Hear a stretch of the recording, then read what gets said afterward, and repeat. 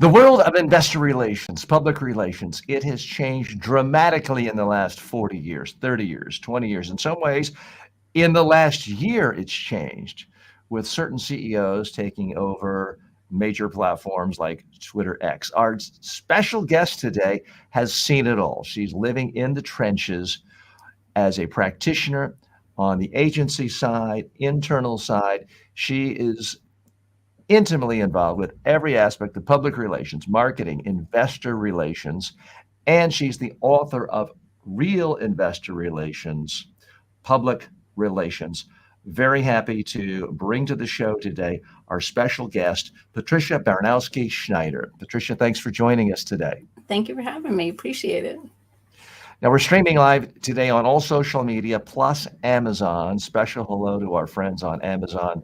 We're going to show the book, and it's there in your carousel for those of you watching on Amazon. You can also see it right here. It's Real Investor Public Relations to help you get started fast. But before we get too fast, let's go into a little history here. Patricia, you and I think, got involved in investor relations, public relations, maybe the same time. Maybe I beat you by a few years, but I started doing that sort of thing in 1984. And wow, the world has changed. My first 20 years being involved with investor relations, public relations, media training, I would always, for example, tell people, never lie. Never lie to the media. Once you've done it, it destroys your credibility. You'll never get a benefit of the doubt. You'll never be rewarded. You'll never get extra coverage. Well, it was about 15 or 20 years ago, I asked myself, I want people to be ethical, but I can't ethically tell people that anymore because I'm seeing examples of this not being the case. And I don't want to get into politics right now, that's for sure. But there was a particular person who was the CEO of a publicly traded casino company, had a lot of other business ventures. And I noticed that every time he told big lies, he wasn't punished. In fact, TV networks said, not only are we not going to kick you off the air, we're going to give you your own TV show. So again, we're not here to get into any politics and talk about particular political characters, but I'd like to get your sense of where the biggest changes have been in the world of investor relations for publicly traded companies, and where you think we're headed. And even since this book was published, Real Investor Public Relations, to help you get started fast. Well, it definitely has changed. I mean, I wasn't too much further beyond you when I started all of this. And, this was kind of when internet was sort of new. Reg FD wasn't a thing back then and whatnot. And it's kind of like and we should disclose for people who don't follow things quite as closely, regulation fair disclosure, meaning if you're the CEO of a company, you can't just call Martha Stewart and say, hey, the stock's going to tank. We didn't get approved to sell. You have to let all that information be disclosed to the whole world. Right, I hope you feel like that's a safe right. summary of that rule. Right. But, unfortunately, the SEC isn't following everybody around in their pockets. So that doesn't mean lunches don't happen and, all that stuff. I've seen, again, just like yourself, where favors are given and, it's not right. It's unethical. But, there's really no big brother stopping this. They try. But it's nowadays there's loopholes to everything under the sun. Even in terms of, say, investor relations, where your main goal is to present your company, your product, whatnot, to the investment community, both retail and institutional, as well as analysts and brokers. And, do they do it the way they should? No. I mean, I come in and I'm trying to guide the companies as best I could. And the companies that I've represented, we've really gone above and beyond. We have like conference calls, we have lunches, and I'm there making sure that everything you're saying is not, is public information. But what happens when I'm gone is a whole other story. But when I'm there, we make sure that they're doing the right thing. And people don't understand the value of that. Like I've been on the other side where, we've had a company that, say, the portfolio manager or the management really wasn't doing what they were supposed to be doing. And the investors are saying, okay, especially the big institutional investors, they're saying, well, we have millions invested in you and you're not really paying attention, you're not doing the right thing, well, then the activist campaign comes in. Well, now, it's funny, we've had some of the biggest institutional investors, and now when there's a proxy fight, we're on the other side saying, okay, can we talk to you? And they're like, I don't want to talk to you. I've been trying to reach out to you for the past 10 years. You've completely ignored me. Now, because you want my vote, you want to talk to me? So, we've come in and we've really helped a lot of the clients that we've worked with, bridge that gap, keep constant communication. And the funny part is most of the institutional holders, they don't really need a call, but they appreciate being asked. And they don't realize like the value. Like that's one thing that a lot of people don't fully understand, the value of investor relations, especially when you have a company where the management owns more than 60% of the overall shares. Their attitude is, I don't care what people think. They can't do anything to me. We own the majority. But, that's the whole point of having investors. You want to bridge that gap. You want to have open communication. You want to tell your story. You want to hear their feedback. Like we've done perception studies where the story you're telling isn't at all what they're hearing. So maybe we need to change it a little bit, but you have to care, So again, I come in and I'm kind of like the big brother. Let's make this happen. Let's make this work for everybody. And some of these companies, their stock price has like quadrupled sometimes because people are really happy to have a voice and understand that their opinion matters and that you value their investment and whatnot. So it's not just a matter of, putting out a quarterly report or putting out an annual report and a quarterly press release. There's a lot more involved in that. And it's not an overnight thing. It's a process, So I guess that's one of the biggest hurdles that people don't fully understand. You don't just hire an IR person and check off a box and say, okay, we're good. You have to really do the work and, see the value in it. And it's a process. It happens every day, every week. If a crisis comes up, like we were representing an oil company at one point, it's gone back years ago, and I guess there was like an oil tank leak, and it all of a sudden, all of the oil tanks are dive bombing. Okay, calm down. We can fix this. You're prepared for this. It wasn't anything you did, but we can fix this. We could, and it was fine. But if you just wake up one day and say, oh my God, like I look at the stock market and my $20 a share stock is now 15 cents, you have to be prepared for this sort of stuff. So I always say it's a process, and, you have to stick with people who know what they're doing. Yeah. And speaking of knowing what they're doing, we are speaking with the author of Real Investor Public Relations to help you get started. We should point out, this is not some academic perspective from someone who's just writing from theory. You are active practitioner. You're the founder and CEO of Prime Investors. Now you have courses available, you have books, but the main thing is professional services, public relations, investor relations, marketing services, the full service agency for companies. I'm assuming mostly publicly traded companies if you're doing investor relations? Yeah, for the investor relations side, yeah, publicly traded companies. And then the PR and marketing is anybody who needs exposure. Okay. Now you just talked about constant communication. Everyone has biases, and I'll admit I come from, I guess it's considered old school or quaint now. I come from the school of thought that says a reporter calls, you call them back. Not next week, not an email, I'm busy, but you actually call them back same day, unless you're about to have an operation, same hour. Right. And even if they want to talk to you about something that isn't necessarily going to make you look good, because you do that to keep the flow of information going, so that even if it's a negative story, I'd much rather have a negative story where it's 9 quotes out of 10 are negative about me, and 1 is me saying why I'm great, than to have a story where there's 10 quotes saying I'm awful, and then the final thing in the story saying, and TJ Walker is so awful and guilty you refuse to return our calls. That's my school of thought. That's kind of been the dominant school of thought. I won't say universal, but the majority among a lot of investor relations professionals. Keep the conversation flowing, be accessible, put your phone numbers on press releases, let people actually talk to the CEO or whoever is the most authoritative on that topic. Don't hide from the media. Don't hide behind press releases. But now we live in a world where Elon Musk famously, sort of flamboyantly says, we're going to get rid of our media department. And if reporters want a question, sometimes they'll say, put a nasty emoji saying basically drop dead. You don't even get to ask questions. Just take what I say. And he seems to be rewarded very nicely by the investment community, by his valuations, by other media.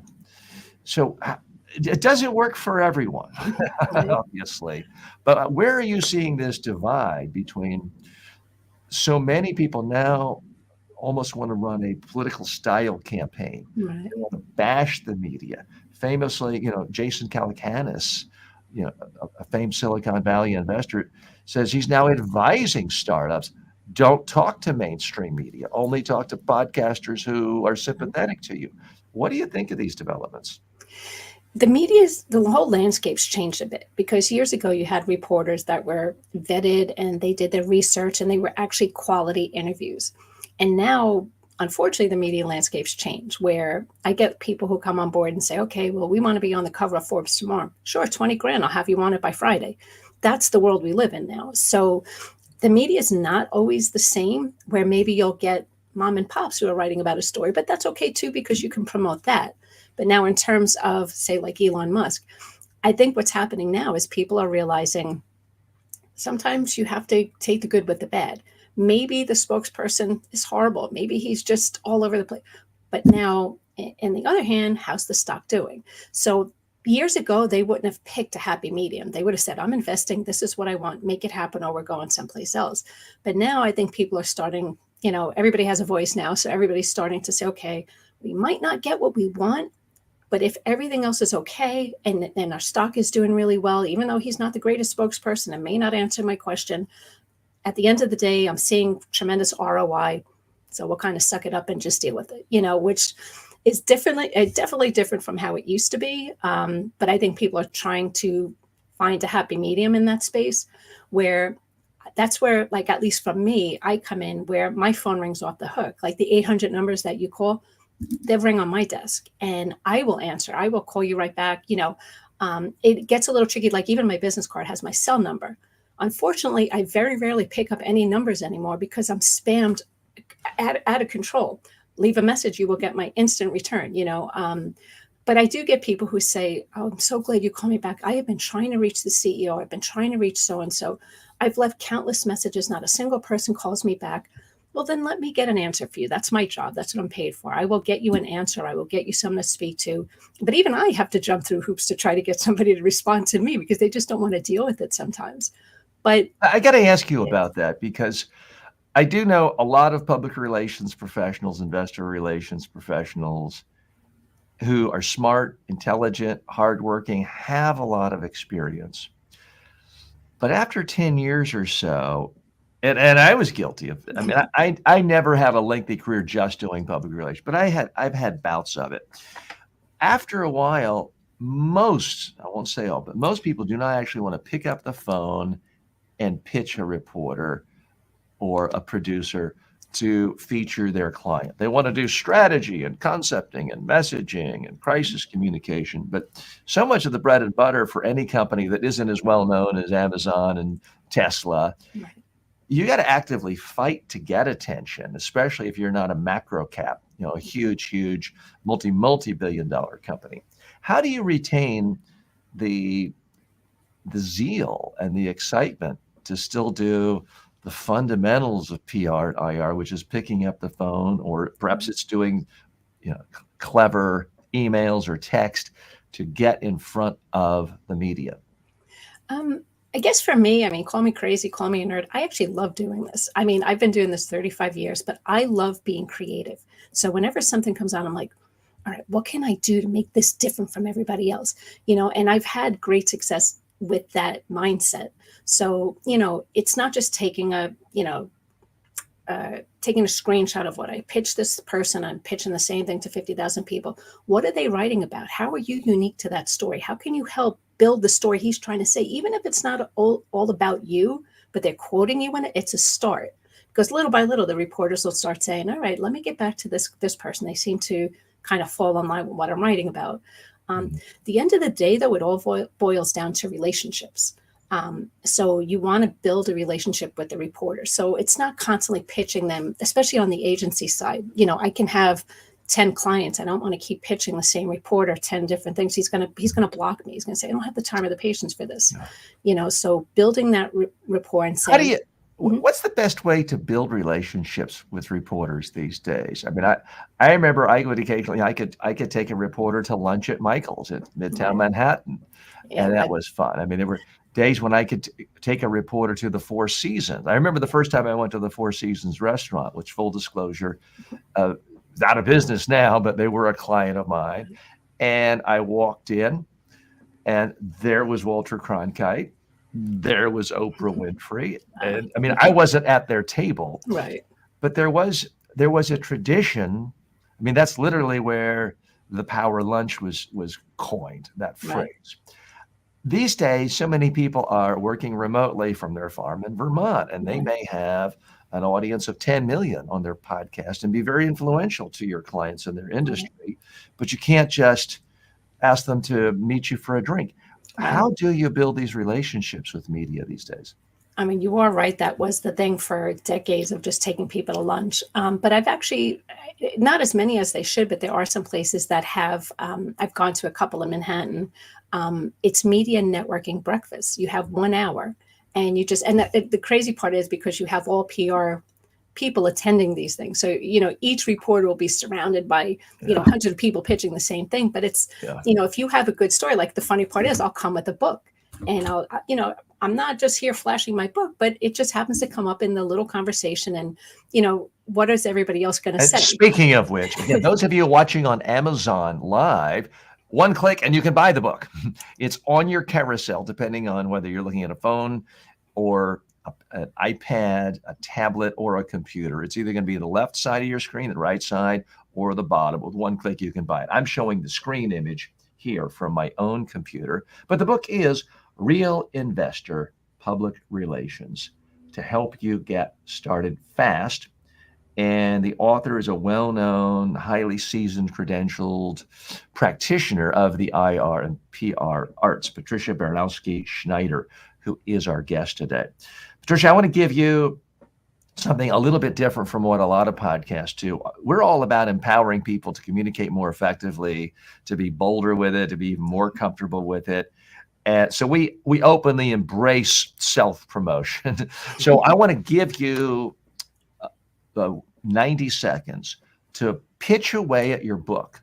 Say anything you want. Give people any reason whatsoever to promote their book, to buy your book, and what value they'll get for their business. So I'm actually going to go off screen and let you just promote incessantly for the next 90 seconds, starting now.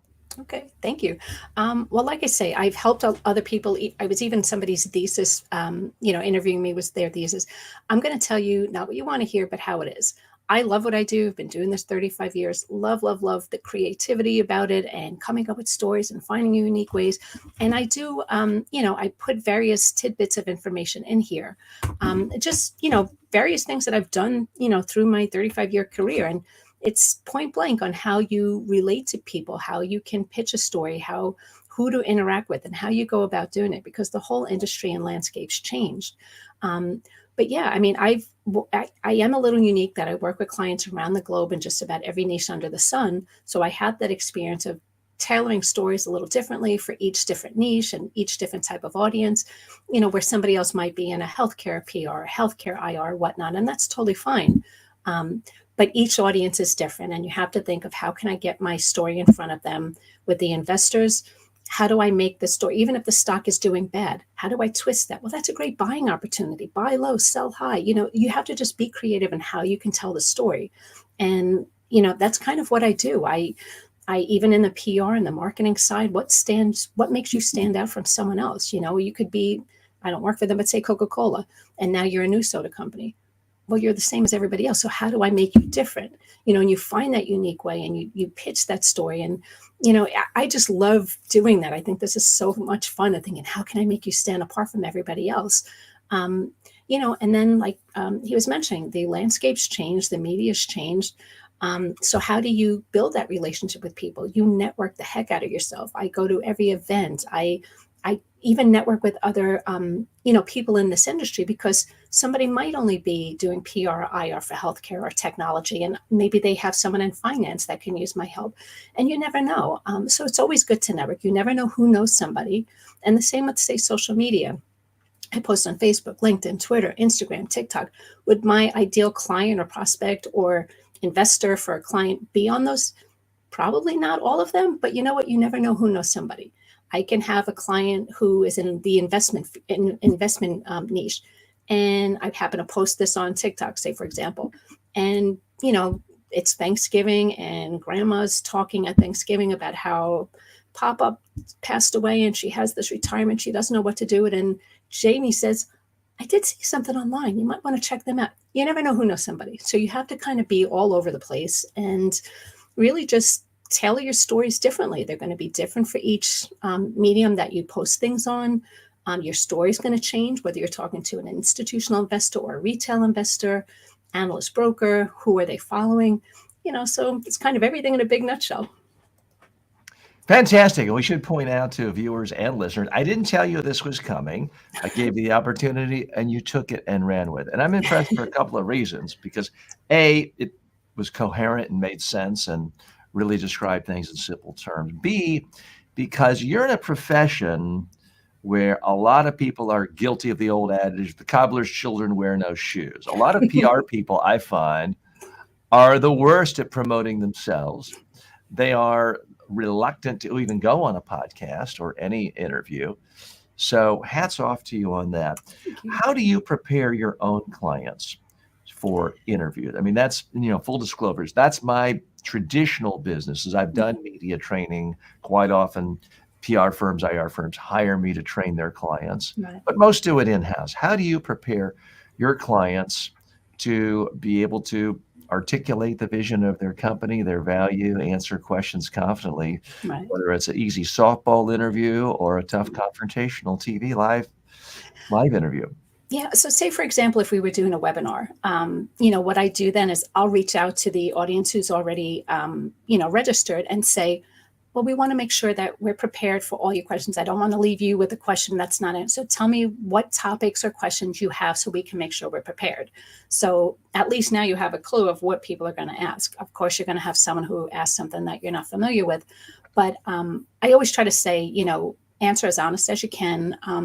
It's okay to say, I don't know, but I'm going to get right back to you with that, blah, blah, blah. I think, I try to reach out to everybody. I always do perception studies just to find out what people are thinking, what they feel, what kind of things that they're unsure about, so that you make sure you're giving them everything they need and they want. Because like I said, even with institutional investors and retail investors, I remember doing a perception study and they were seeing. I apologize, 1 second. We have to sign off from Amazon right now. We do want to say a special thanks to Amazon and to the people joining us on Amazon Live. Thank you for stopping by. Again, if you want to get the book, one click. You see it on your carousel right now. You can take a look at the book and we'll just flash it up here for anyone else watching on other platforms. It's called Real Investor Public Relations by Patricia Baronowski-Schneider. So you can take a look at that right now, and that is available to you. Okay, we're going to officially sign off from Amazon. Again, thanks, Amazon. And okay, so now we can be a little more expansive. We can talk about your website, and we will just flash that up for people again. It's pristineadvisors.com. And advisors, ERS.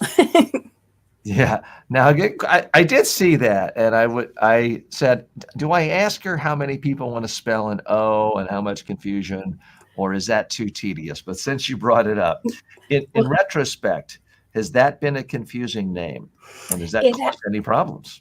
It has been, and I always stress when I tell people email or website, it's ERS. The ironic part is it's amazing how people just don't even pay attention. Like even when people are on LinkedIn or whatnot, they're pitching me the same services I do. And I'm like, I'm not a financial advisor. Did you even read what it is I do? So I was trying to, I know you could spell it either way, but I was trying to differentiate ourselves that we're not financial advisors. We advise our clients, but I don't know. It's just trying to find a happy medium in that sense too. But yeah, a lot of people just don't pay attention. And I've had clients where this issue comes up. I've looked it up in the dictionary, and right now I forgot. Tell everyone the difference between advisor with an O versus advisor with an E. I know it could go either way. I always look at advisors with an O as I always look at financial advisors, maybe because I've been in that niche for half my life.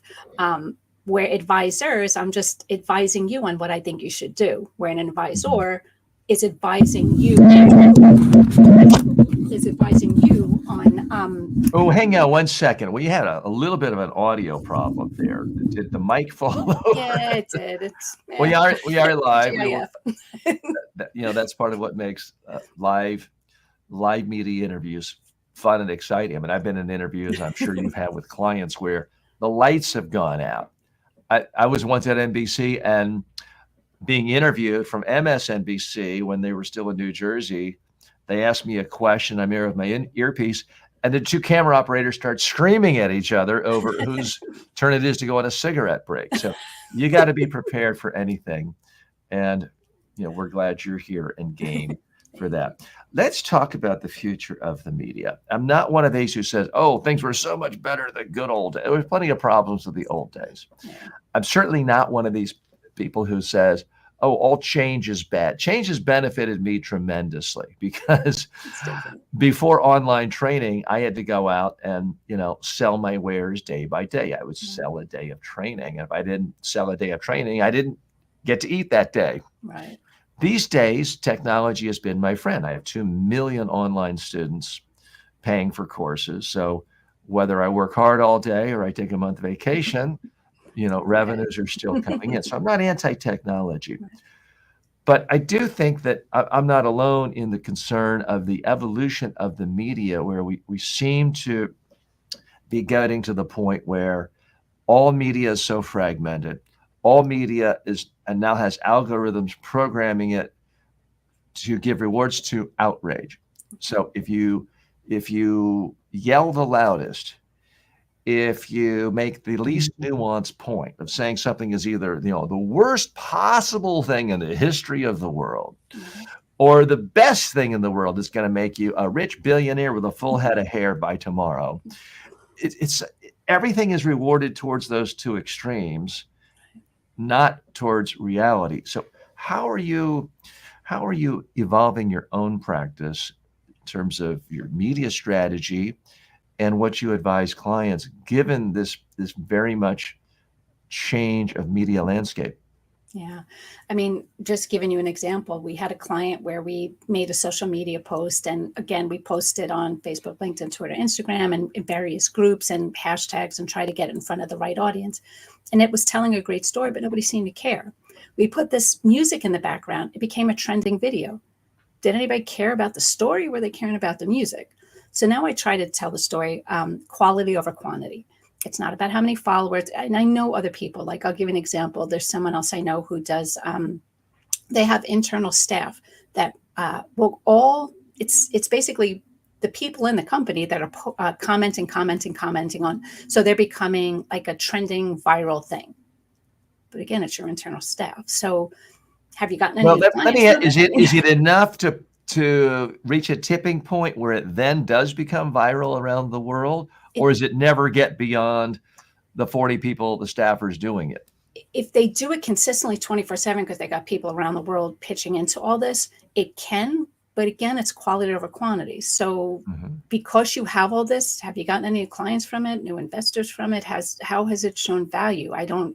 To me, I say quality over quantity. I'd rather have 20 quality people who are interacting with me, really value what I'm saying, can share it with their network, blah, blah, blah, than to say that I had 5 million posts or 5 minute likes. Let's go deeper there, because Gary Vaynerchuk famously says it's a false dichotomy of quantity versus quality. You need quantity, enough quantity to figure out what the quality is to double down. Now, he famously has, a last count, like 27 full-time staffers who do nothing but record him and are posting, 300 different social media posts a day. But his agency has grown from nothing. He was just a wine guy to supposedly has more than 1,000 employees and has every kind of major corporation in the world. So it seems to be working for him. But I do notice that so many PR professionals, marketing professionals, communication professionals, when they start posting, they get no audience. Yeah. And, I've posted a lot on my YouTube channel, and yeah, if you add up everything over the course of a month, I'll have 100,000 views across all social media platforms. But I have fewer than 20,000 subscribers to Yeah. my YouTube channel. Whereas there are kids that come on and do a happy dance once, and they've got more than that.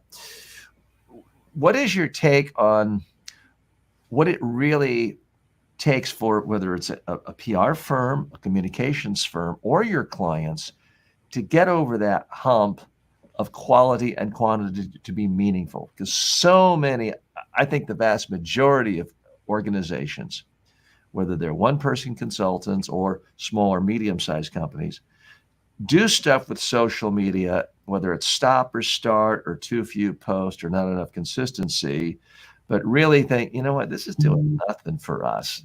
It seems to be working for some people in our industry, but it sure isn't working for us. Yeah. How do you guide people through that?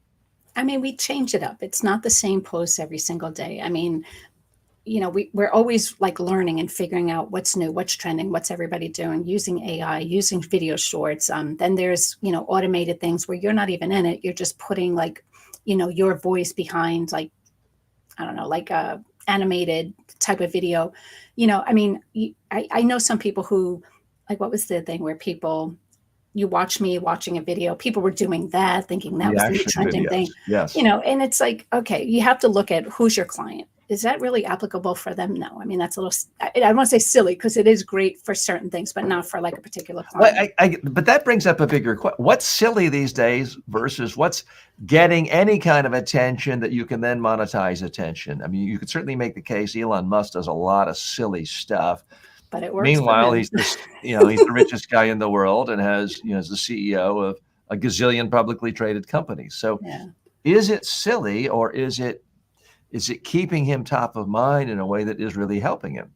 Yeah, I use the term silly, but it works for him, and that's great because of his different type of businesses. So I'm thinking of like certain clients that have like a financial oriented company.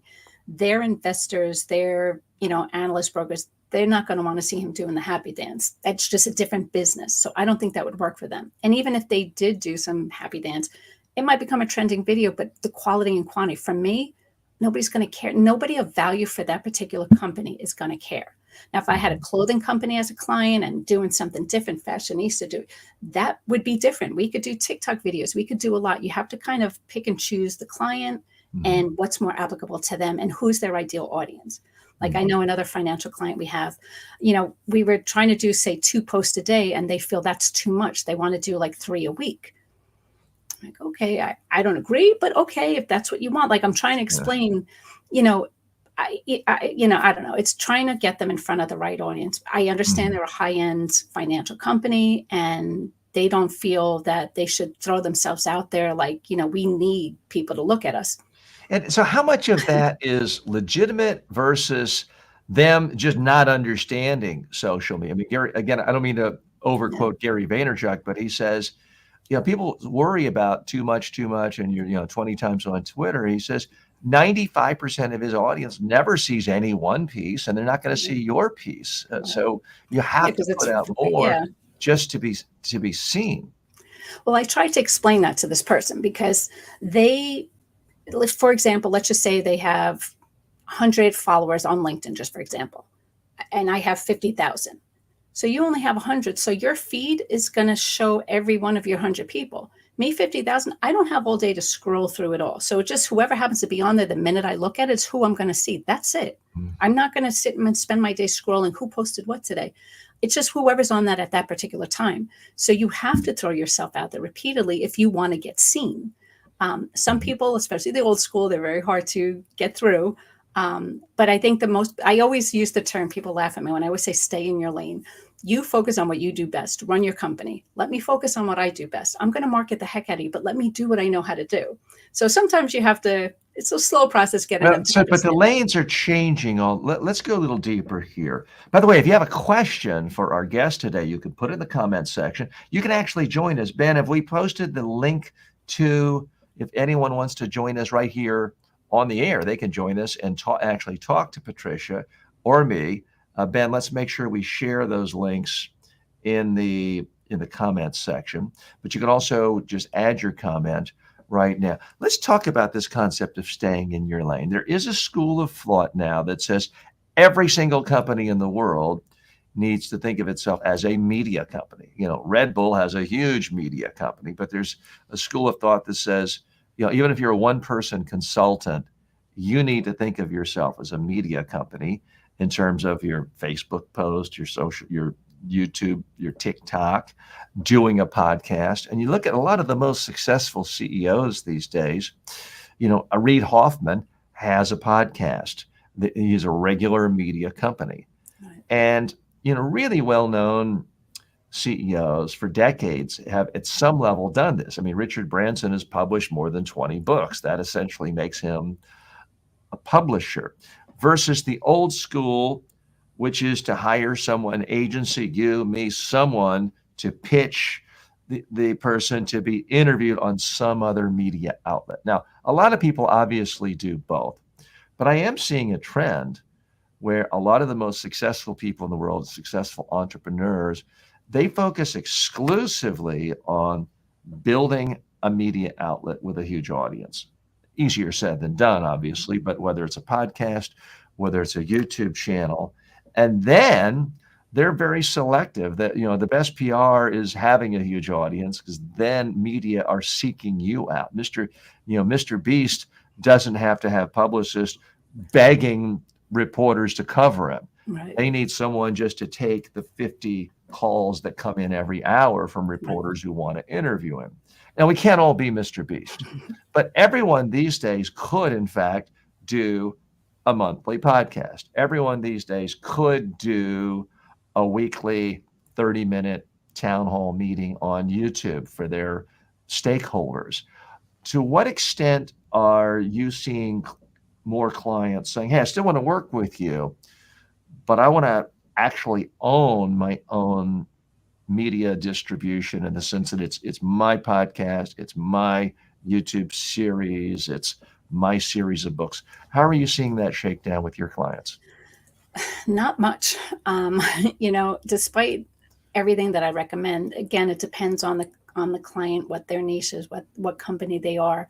A lot of them, I even monthly fact sheets are sometimes like pulling teeth. And then I always recommended, especially if, say, it's in an international company. Well, people want to see your face. They want to see the manager. So you could do a 15-minute update. You could do a pre-recorded. You don't even have to do it live. If there's time to do a pre-record update, just say, hey, here's just giving you an update on that means so much to people. So, I try to do the baby steps and say, okay, let's get you out there and let and then people will start, with questions and whatnot. But, all I ever get half the time is we don't have the time. But that's, again, let me do what I do. You do you. People say that, but then if you ask them, hey, the Wall Street Journal would like to talk to you tomorrow afternoon for a couple of hours about a possible front page. Suddenly they have the time. Yeah. If you say, well, CNN or CNBC, I should say, if CNBC would love to have you on Squawk Box tomorrow, it would mean needing to get there 2 hours early at 5 a.m. Suddenly everybody has the time because they see that audience. And what they don't realize is over time, if you're consistently, someone like a Reid Hoffman has a pretty huge audience to his podcast. It didn't happen overnight. And granted, he was already a famous billionaire as a founder of LinkedIn. But with a lot of the social media, if you put in the time, you can reach people over time. But it doesn't get the adrenaline flowing. You got to put on your calendar to interview someone where you might not have any audience versus the limo's coming to pick you up to be on CNBC in 2 hours. Well, that's why I always stress it's a process. I mean, so many people just expect results overnight. It doesn't work that way. It's a process. Like when you tell people, you're not hiring me for a month, this is going to take a couple of years of working, and building that value, building that trust, building that momentum.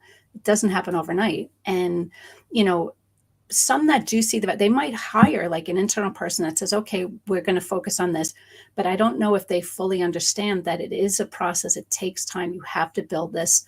And even Elon Musk and whatnot, this didn't happen overnight. It was a process. They built the trust, they built the value, they built the momentum, and it can happen. It just doesn't Let me happen be a overnight. little bit of devil's advocate. You say built the trust. Look, I think Elon Musk has clearly accomplished a lot in his career. He's looked at big problems, he's come up with big solutions. But if you look at his track record of what he promises, I mean, there's hundreds and hundreds of times where he's promised things and not delivered, or it was 5 years later. At some level, is he playing all the media? Is he playing all of us for suckers? Is the concept of trust irrelevant these days? We've certainly seen the erosion of trust in major institutions throughout our society, whether it's the medical establishment, political, government. There's erosion of trust. I think everyone agrees on that.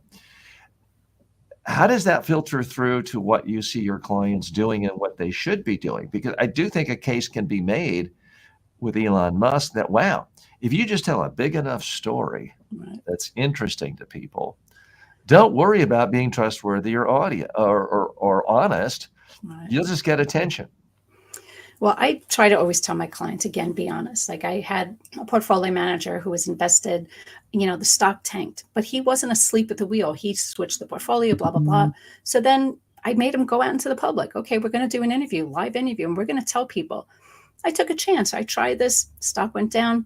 My bad. But, I wasn't asleep at the wheel. I quickly reshuffled the portfolio, blah, blah, blah. Now the stock's, trending and it's doing really great. And people were like, they appreciated the honesty. Now they know that you have their best interests at heart, because I had another portfolio manager, the stocks were tanking and they did nothing. And I kept trying to tell them, here's what your peers are doing. Here's what the stock market's doing. You might want to. And I basically got told it's not my job to tell the portfolio manager how to run their company. Mm-hmm. Okay, well, the company closed. Let me do what I do. I'm the one who's talking to your investors. Let me tell you what the issues are. So I think Elon Musk is a whole other story. He's got billions of dollars to try to be on every type of media outlet and buying people off, probably, who knows? But I mean, he's a little different story. But I think for the majority of companies out there, be honest, be consistent, tell your story, good, bad, the ugly, tell it, because people want to know that you're paying attention. Nobody has a crystal ball. They can't say what the market's going to do. They can't say what the world's going to do. But knowing that you're on top of this, you have a team backing you, and that you're all paying attention to the markets, paying attention to the world, seeing what's trending, seeing what's not, seeing what potentially is going to happen. And, that gives people a little reassurance, But again, it depends on the audience and the company. Are you a soda company? Are you a e-car company? Are you a financial company? Totally different. Our special guest today is Patricia Baronowski-Schneider. She has 35 years of experience in the world of corporate communication, public relations, investor relations. She's seen it from inside companies and the agency side, from every perspective. It's not an ivory tower approach. We're very happy that she's our guest today. We're posting a link to all of her social media in the show notes and in the description. If you have questions, you can add comments right here in our live feature right here, and we can talk to you. Now, we're posting links to Pristine Advisors with an E, which is your main corporate website. Now, you're on YouTube, Vimeo, LinkedIn, Facebook, Twitter, Instagram. You have a blog. So we're posting links to all of that. Question, why Vimeo? I've posted on Vimeo in the past, but I'm wondering, are you doing that because that's attracting a different audience? Or are you doing that because it's just a more professional place and you're showcasing it on your own corporate website?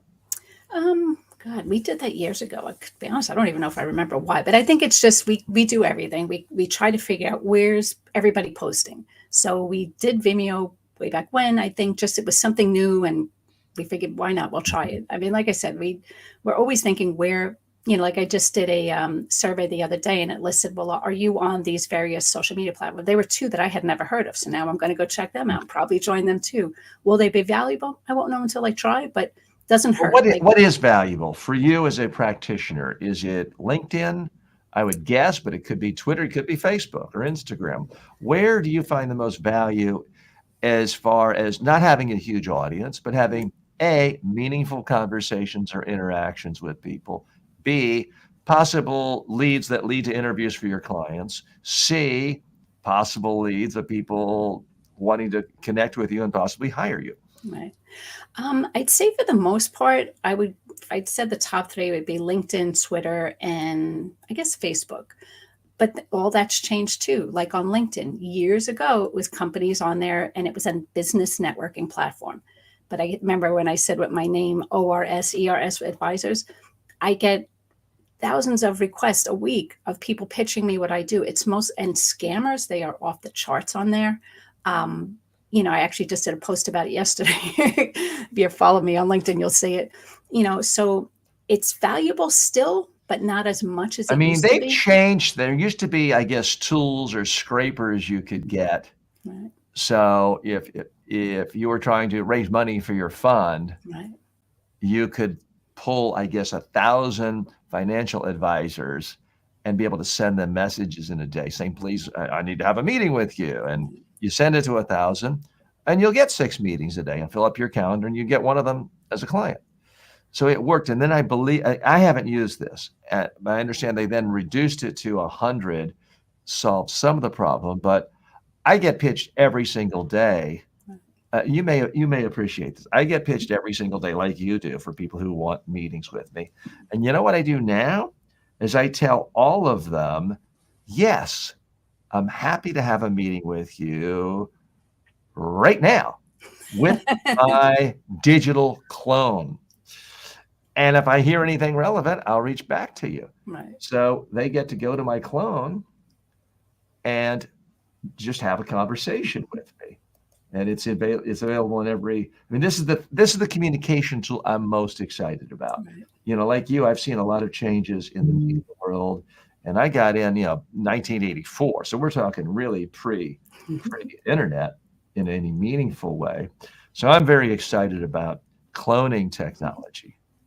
But I've got one that is just for, information and customer support. I think this is my communication one, where they can just come on and talk to me, and I'll answer it pretty much the way I would if they actually talk to me. Right.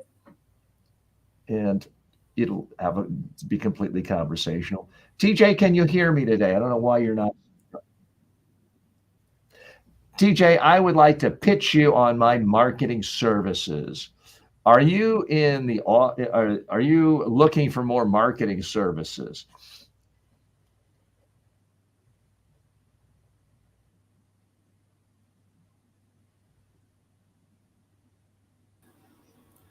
TJ, it seems you didn't share the audio. We can't hear your Oh, I tone. forgot to share the audio. Excuse me.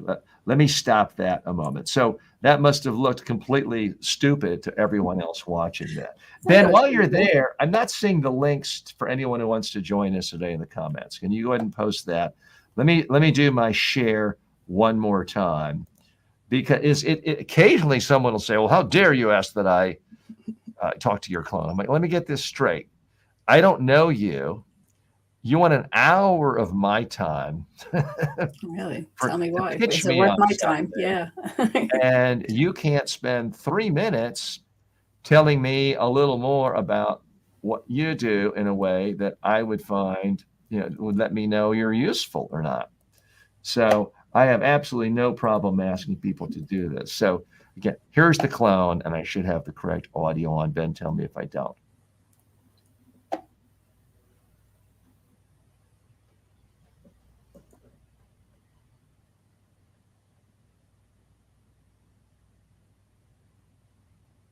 Hi, TJ. Can you hear me?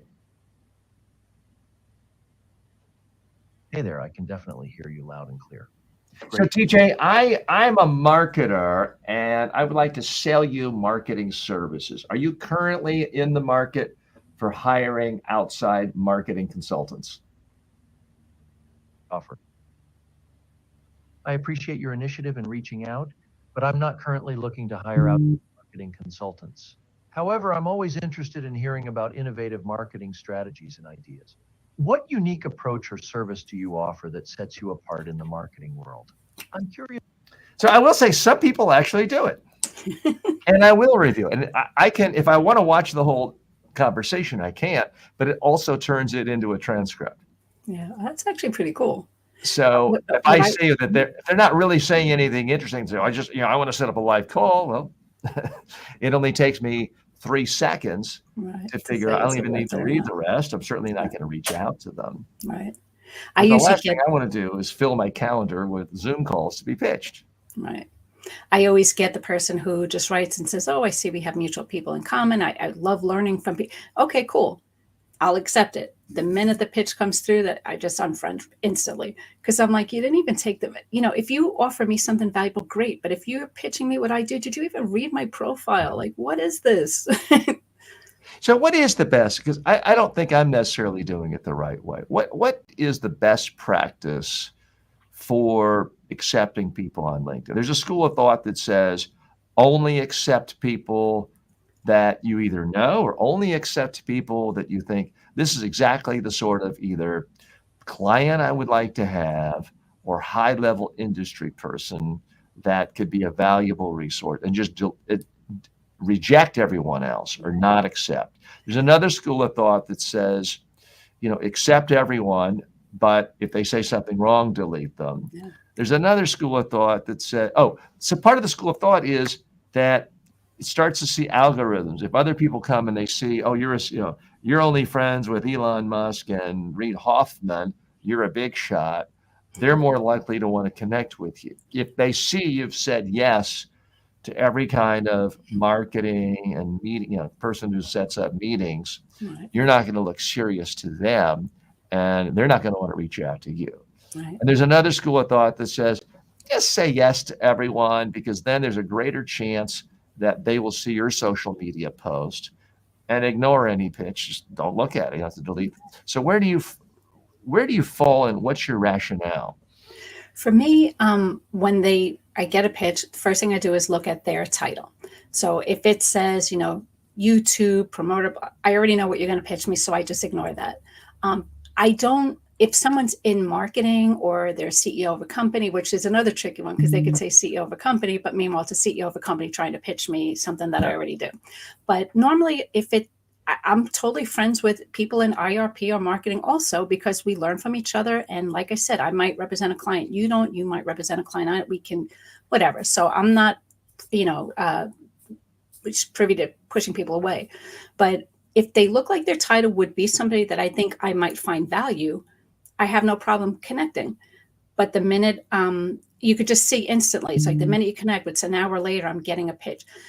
If it's anything that I think will be of value, I'll answer and we'll have a dialogue, and that's all great. But if it's something that you're pitching me and it just unfriend the connect, I just unconnect. I don't even explain. It's just like, we're done. I mean, but I mean, it is tricky, because I don't know what the right answer is. They have all these automated things that will accept friends and pitches and blah, blah, blah. But even that's a little tricky, because I did that at one point, but I think it only goes up to 1,000. I've got several thousand. So it only gets you part way, and then it stops. And then, like, even if you look up people, say you look up your connections, sometimes they're in their duplicate. So you can't keep pitching the same person again. I don't know how they set it up, but it is work. It's time consuming, but if you want to get value, you have to put in the time. But like I said, I don't. Well, let's talk about time, because some people just don't seem to mind, and they're wired in a way. They can work 20 hours a day. They can wake up at 3 a.m. and do 20 tweets and go back, and doesn't bother them. Right. I find for me and most people, it's like putting your brain in a blender, and it destroys productivity. I mean, I personally post 3 times a day, sometimes more. I mean, right now we're posting on Facebook, LinkedIn, YouTube, Twitch, X, Instagram, a couple of others. So it'd be 4 times a day. But personally, I don't actually go to any of them, except maybe 5 minutes in the morning to catch up. And then I do look at my Facebook page for my online course students because they post videos for me to critique. So I'll give some attention to that.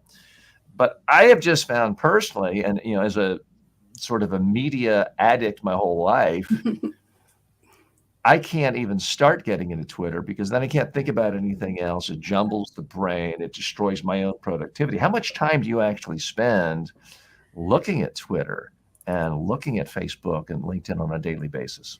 Not much. They do have automated things. So say for myself and clients, you have automated programs that you can go the first of the month and program for the whole month worth of posting. And it'll do that automatic. I can say post every Monday to Friday from, at these hours each day, blah, blah, blah. Is that worth anything? I mean, there are a It lot is of for me, experts who yeah. say you do that. Yeah, you can do it, but it's really not going to get you anything. It gets the post out there. But I always Yeah. say it's not just about posting. Now you want to create the dialogue. So you want to also see who's posting similar things or in that niche, and you want to comment with them and interact with them and share your posts. So that's where I say you need a team of people to help with that. Because if I sat there and did this all day long, that's going to be 20 hours out of my 24 a day. It's a Yeah. lot. You have different social media platforms. So you need a team of people. I like the automation because especially being on the agency side, I might have several clients that I'm posting several times a day, and I know what the hours that they're going to go. And once it's out there, now I can check and, or you have your team check and say, okay, did anybody interact with them? Why not? Did I post in the right groups? Did I have the right hashtags? Who's posting similar stuff? Let me share my post with them. Let's create the dialogue. I'll answer them and see if they answer me. Maybe I'll ask a question. What do you think about this? Or when people do comment, it's not just a thanks. Oh, I appreciate your perspective. I do agree with you. What do you think of this? And then you create that dialogue where you're getting back and forth with answers and tagging people in it too. I mean, I know some people that do that with me. Once a week, they'll post something and they'll tag like a specific 100 people because they know we're going to respond. But now you're creating that interaction. And again, that goes to the algorithms and whatnot. And, so it's a process and it's a lot of work. But if you have people to help and do that, it's kind of all necessary. Now, you mentioned something a moment ago, the bots. I mean, there are a lot of people worried about, some say as much as 70% of all posts and shares on a place like LinkedIn are all controlled by algorithms and bots and foreign countries trying to manipulate things. There's more and more concern about authenticity of video, deep fakes. It is a problem, and I don't want to be too hypocritical because I am also a part of it. For example, I have a new course here on the Udemy platform, Constructive Debates in the Workplace. It has 1,000 plus students. It's highly rated, and everything on the course is, in fact, have you ever been in a meeting where you wanted to speak? It's entirely generated Right. by artificial intelligence. It's the clone you just saw, I had my clone do an entire course. And so far, the ratings have been very high. And I do disclose to people that it is. But do you worry that we're getting to the point where so much of social media is two bots fighting it out? And what actually happened there? Forget changing a mind. Did an actual human mind even receive the information? It is a little tricky, like with the bots. I did the same. I did a clone for one of my clients at one point. I think if you disclose that it's not you, it's fine. They didn't like it because you can see the wording, the mouth, that it wasn't them. And they thought it would look exactly like them. And they weren't cool with the fact that it showed it wasn't. But I mean, I have to ask, how long ago was that? that was about a year ago. Okay, so it's gotten a lot better Yeah. since then. But I've seen like even Elon Musk, I've seen videos of him and people are like, oh my God, can you believe he said that? I'm like, that's not him. Look at his mouth. Like they don't disclose that that's not him, but you can tell it's not him. The deep So fakes. it's like, yeah, so, but in terms of like the bots, speaking to the bots, I mean, it is tricky. I don't, it's always a work in progress and I don't agree with a lot of it, but it's kind of like, you don't know what's real. You don't know what's not. You don't know, like, all these algorithms, like even with just use Facebook, for example, I am constantly getting blocked on Facebook for posting something that this bot seemed to think I said wrong. And I'm like, are you kidding me? Like I posted nothing. I posted like my own picture. It's just insane. But yet I see all the other crap that's on there sometimes, and I'm like, but that was okay. So, but then there's no one to talk to. It's got a That's long why way the to go. companies are profitable. They don't have to have any staff doing things Oh, like it's that. I mean, insane. I won't bore you with the tedious details, but I got a YouTube channel banished, just deleted overnight Mine about too. 10 years Yeah. ago they still won't even tell me why. So Well, I I don't want had to a get into Twitter it. account that it was an old. I had several Twitter accounts because of various clients, Yeah. and whatever number they had on it, I no longer have. And I didn't know the email that was used for that one, so I got locked out of it. Not a single person you can go to for help. No. I wrote. This took almost probably about a good 9 months of me Yeah. tearing apart notes till I finally found the email that was associated with.